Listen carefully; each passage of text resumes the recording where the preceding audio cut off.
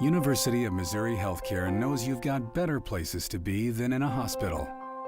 That's where our world-class technology and highly skilled medical team come in. We get you home sooner. That's important to you and those who wait for you. Rufus, guess who's home?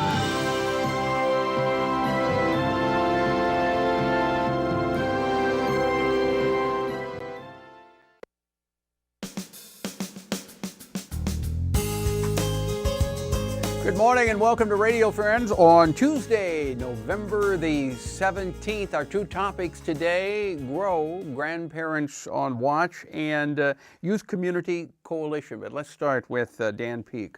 Welcome to Radio Friends. Thank you very much.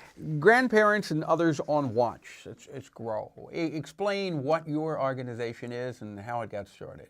Well, it started actually with the Missouri Miracle back in January of 2007.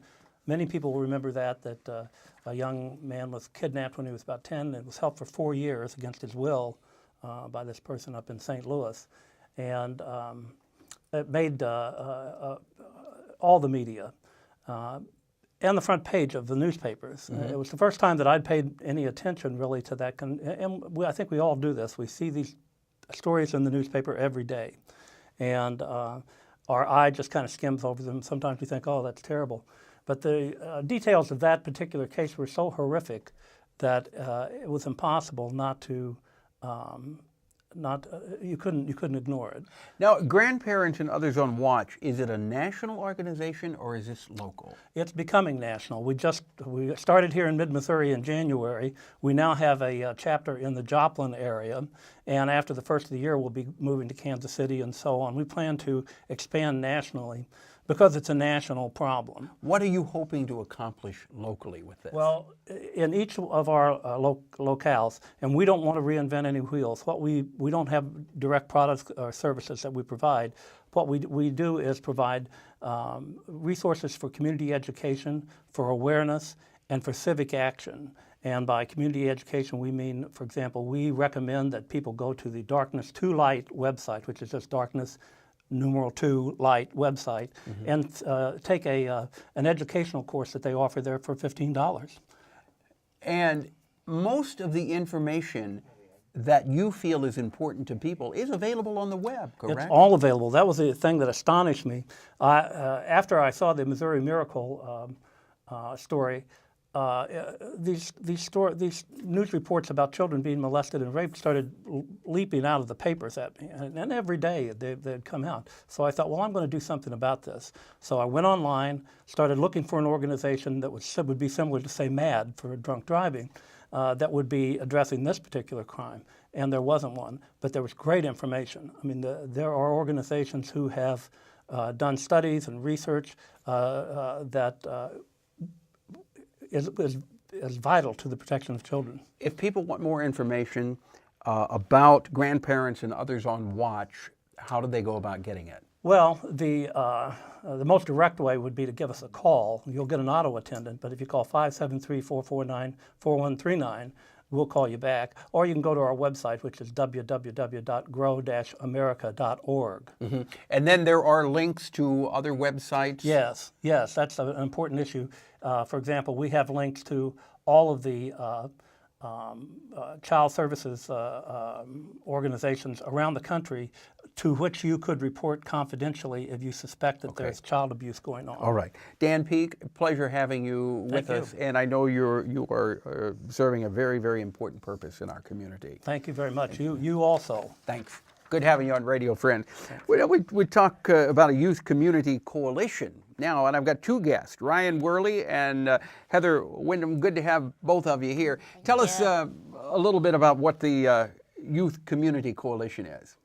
Well, and I really like getting to be on here with Dan. It's a really special thing because, likewise, we work for the good of youth in the community. And if I could say, it's kind of a tie-in today. Yeah. It really is. It's really working on the same team, trying to accomplish some of the same goals, and that's working for the good of kids in town. Mm-hmm. One quick thing about the Youth Community Coalition, what we do and what we're about, is empowering youth to make healthy choices, and specifically healthy choices regarding substance abuse, alcohol use, and risky behaviors like that. And how are you doing that? Lots of different ways, and one thing that we really promote in Columbia, are the 5 promises, which you see the button I'm wearing today. And the 5 promises are safe places, a healthy education, a healthy start, opportunities to serve others, and caring adults. And research shows that if youth have those 5 things in their life, they're more likely to succeed, more likely to do better in school, and less likely to get involved in risky behaviors like drugs and alcohol. So we have teams of people in the community that work towards those specific ends.